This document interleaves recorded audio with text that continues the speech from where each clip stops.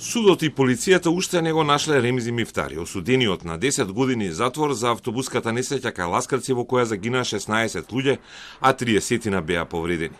Веб медиумот СДК-МК објави дека потрагата и барањето по осудениот Мифтари трае 4 дена откако Гостиварскиот суд испратил барање до МВР и СВР Тетово за присилно приведување на издржување на затворската казна.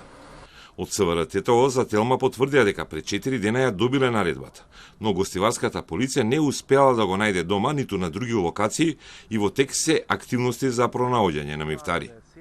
Претходно, за Мифтари беше изготвена покана сам да се јави на издржување на казната во затворот во Идризово. Но откако не се јавил во рок, затворот го известил надлежниот Гостиварски суд и е покрената постапка за присилно приведување. Кога на лице судот му упатува покана за издржување на затворска казна или се испраќа наредба за приведување, судот е должен да испрати и известување до граничната полиција, за да осуденикот не избега легално со пасош преку официјален граничен премин. СДК-МК пак објави дека на граничните премини не бил регистриран излез на Ремзи Мифтари и поради тоа се смета дека се крие во државата.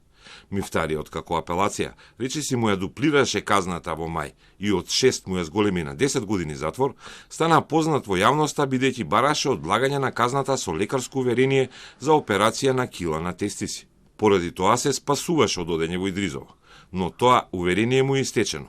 И сега во реалноста се покажува дека килата на тестисите не му прави проблеми, бидејќи тој се шета слободно, а полицијата не може да го најде 4 дена. Ремзи Мифтари, одговорниот за превоз во Дурмотурст и сопственикот на фирмата Дурмиш Белули се осудени на по 10 години затвор за трагедијата кај Ласкарци, кога во 2019 неисправен автобус полн со патници излета од патот. Загинаа 16 патници, а повеќе од 30 беа повредени, некои со доживотни последици.